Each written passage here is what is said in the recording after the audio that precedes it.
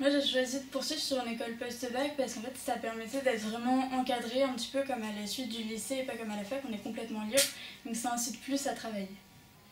Si j'ai choisi de rejoindre une école de commerce post-bac, c'est par rapport à mon objectif professionnel, c'est-à-dire de devenir expert comptable.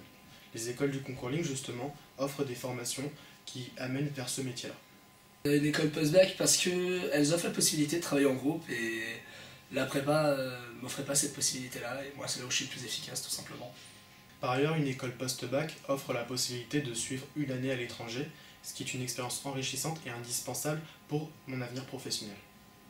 En plus, une école post-bac c'est en 5 ans, du coup ça permet pendant 3 ans de faire du tronc commun, de découvrir plein de matières qu'on ne fait pas forcément au lycée comme la compta ou le marketing, et comme ça quand on arrive en 4e année, au moment de se spécialiser, on sait vraiment ce qu'on va faire après et c'est pas au hasard, au risque de choisir une mauvaise orientation.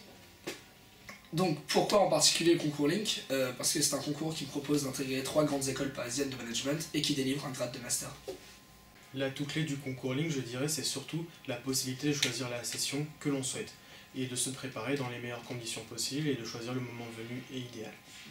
Ce qui m'a plu aussi dans le concours Link, c'est qu'on avait une épreuve au choix, donc on pouvait choisir entre maths, économie ou LV2, et comme ça permettait d'être rassuré pour cette épreuve-là vu qu'on l'avait choisie.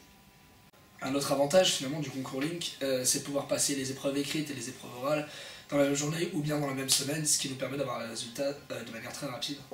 Maintenant, si je pouvais donner un conseil, ce serait pour les entretiens oraux, que ce soit individuel ou de groupe, ce serait d'écouter les infos, de lire les journaux pour se tenir au courant de l'actualité et pouvoir comme ça répondre aux questions de culture générale.